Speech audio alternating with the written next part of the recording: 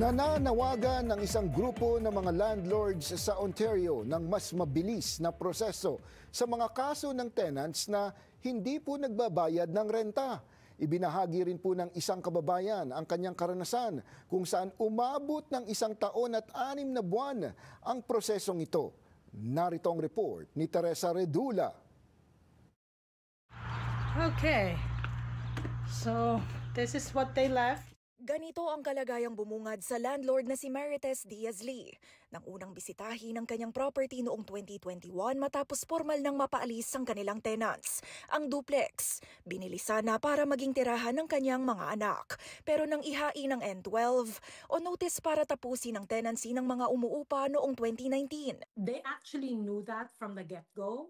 So because I told them that, this is probably gonna happen, that's when the tenants started not paying rent, as well as giving us a lot of issues. Something happened in the bathtub, for example.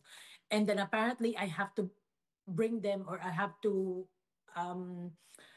get them a hotel that they can stay at. Nasa 1 taon din daw na hindi nagbayad ng $2,000 rent kada buwan ang mga umuupa.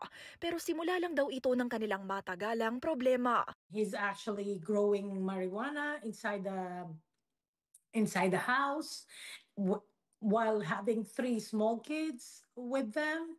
And so we had to get Children's Society involved. They started not paying water, right?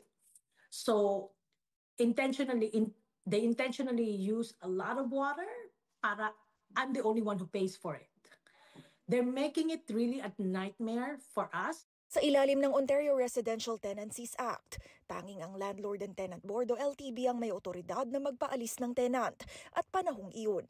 May karapatan ang mga tenant na manatili sa rental unit nang hindi nagbabayad ng renta hanggang magkaroon ng court hearing at mag-issue ng eviction order. Prosesong para kay Diaz-Lee, tumagal ng 1 taon at 6 na buwan. Can you imagine 1 year and 6 months that I had to wait, right? I'm definitely discouraged being a long-term landlord at this point in the landscape that we're in. I'm hoping that would change. Isa lamang siya sa mahigit 8,500 miyembro ng grupong Small Ownership Landlords of Ontario o SOLO.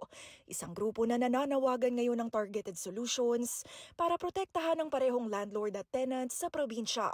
Lalo't ayon sa report ng Tribunals Ontario, mayroong 53,000 backlog ng hindi pa nare-resolbang kaso sa LTB. May mga landlord din naman na, they're also abusing the system. So, and that takes a toll on good landlords, right? So one is definitely faster process, hearing process, one, and then also like a fairer process between the tenant and the landlord. When I see that the LTB or the Landlord and Tenant Board is improving, I think I'm gonna have a little bit of faith in becoming a long-term landlord. But right now, to be honest with you, I don't want to be a long-term landlord. 2024 nang ianunsyo ng Ontario government na ihahain ang Cutting Red Tape Building Ontario Act para pabilisin ang operasyon sa LTB na papayagan ng executives na i-reassign ng mga kaso sa bagong adjudicator kung hindi maitapos ng adjudicator ang kanilang hearing. Oktubre 2021 ang pumabor ang LTB sa hinaing ni Diaz-Lee at mapaalis ang tenants. Pero sa kabila ng naranasan, ito ang payo niya sa mga nais maging landlord. Keep owning. It's a Canadian dream, right? So, but be knowledgeable and learn and how the process works, basically. Teresa Redula, Omni News, Toronto.